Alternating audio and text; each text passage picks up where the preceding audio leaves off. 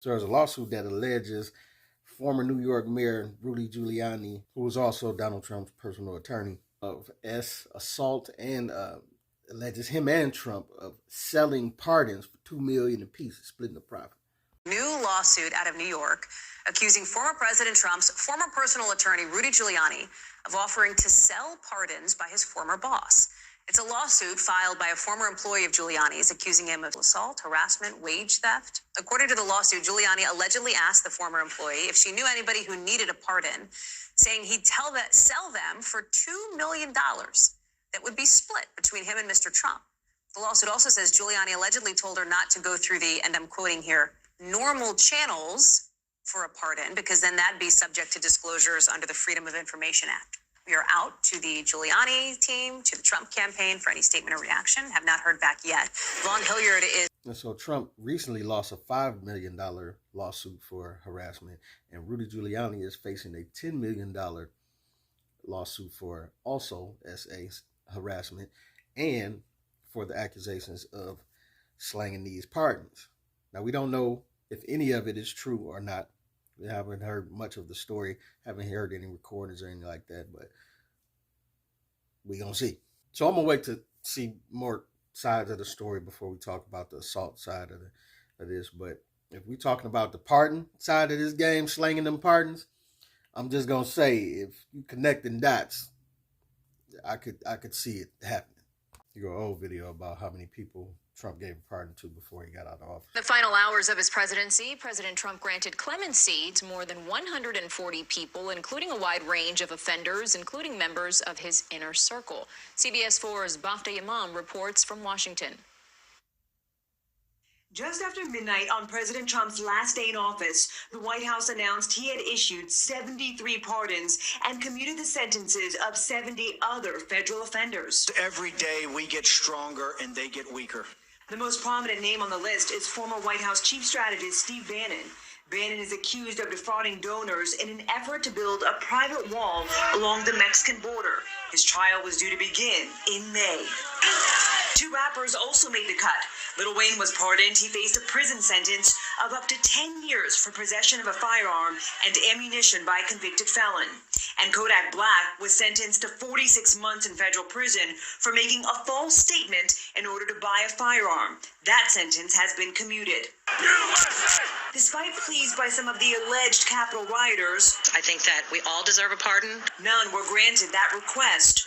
Nor was Joe Exotic, despite fans in a stretched limo waiting outside the Federal Medical Center in Texas, where he's being held. The Tiger King was not let out of a 22-year sentence for plotting the murder of zookeeper rival Carol Baskin. And so you can see in total, Trump probably pardoned 143 people. But we got to be fair, though. I can look back at Obama's numbers. Obama pardoned 212 people. So... But the only thing is, do I think Trump got paid for all of the 143? Probably not, no. But I do think they was probably hustling to get them $2 million. Because I know Kodak Black and Lil Wayne's situation kind of threw me for it. Like, I was confused when it happened. Obviously, people were happy to see them get out at the time, but I'm saying the connection to why they got out is what confused me. Because I didn't know why Trump would free those two. But now it tends to make a little more sense now. Huh?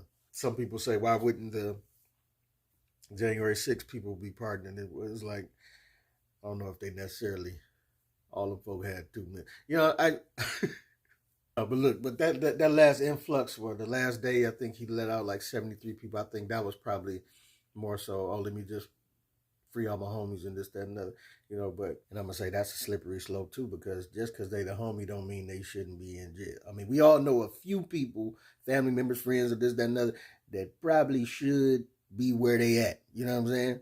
I mean, Jeffrey Dahmer, I'm sure his mama and daddy loved him, but he definitely deserved to be where he was at.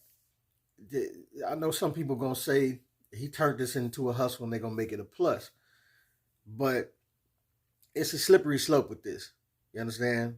Like, just think because the pardon, and I battle with this in my head about thinking if it should or should not be legal to do for a president, because on one hand, you can do morally some good with it. On the other hand, you can just be like, hey, I just want to free certain people that I like. And that could be a dangerous slope. You know what I'm saying?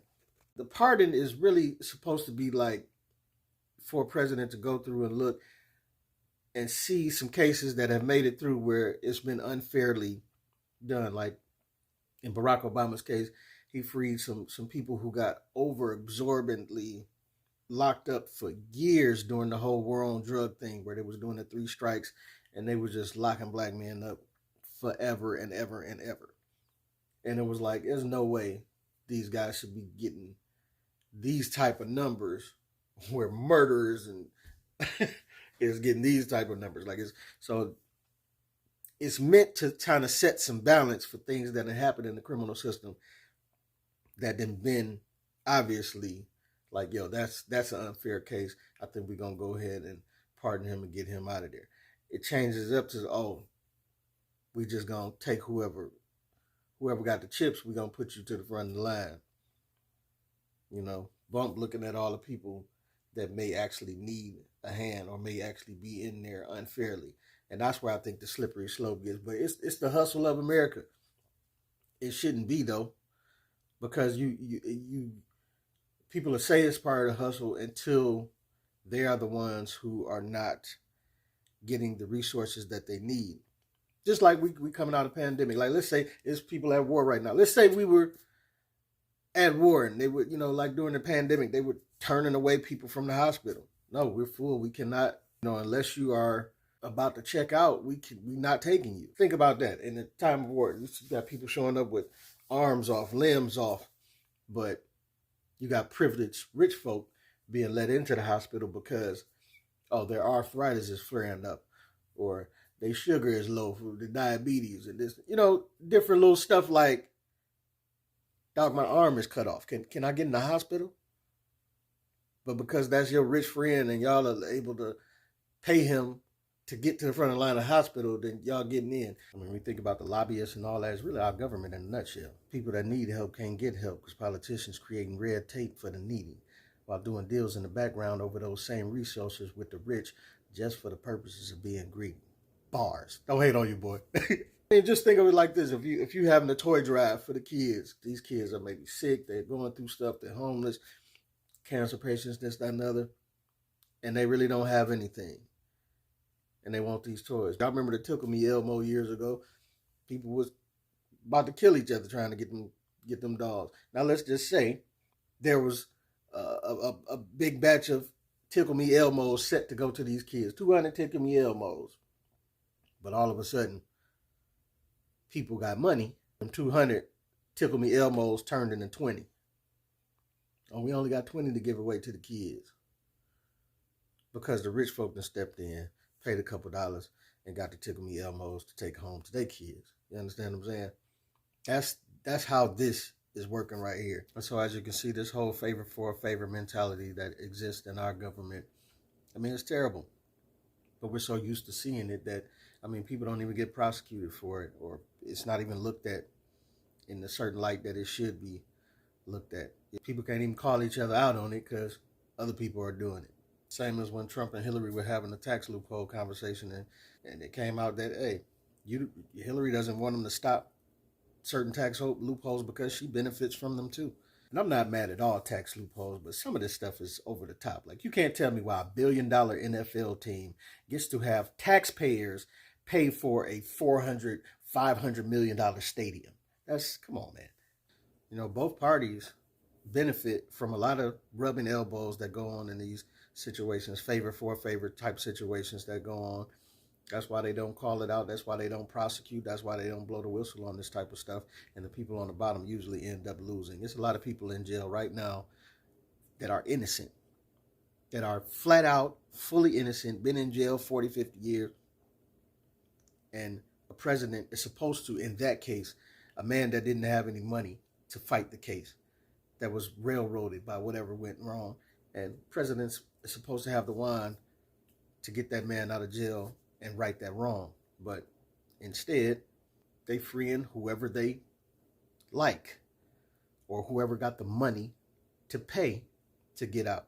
It could be full-blown terrorists locked up, but if he got $2 million, oh, let's go through these back channels and get up out of here. And nobody's going to say anything because when it's that next president's term, it's going to be somebody that he likes, that he wants to get out, that maybe not has endured any injustice. And it just keeps going on and on and on.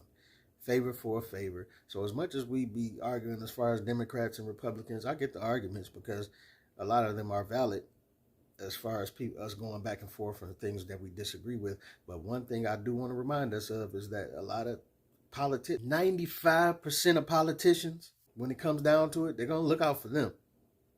They're going to look out for them in their own pockets, and that's Republican and Democrat. So what do you do with that? Because the people that are not on their level monetarily and, in the government, able to do it favor for favor, we the ones always losing. But hey, this is your boy P Camp. Tell me what you think, what you don't think. Get at your boy.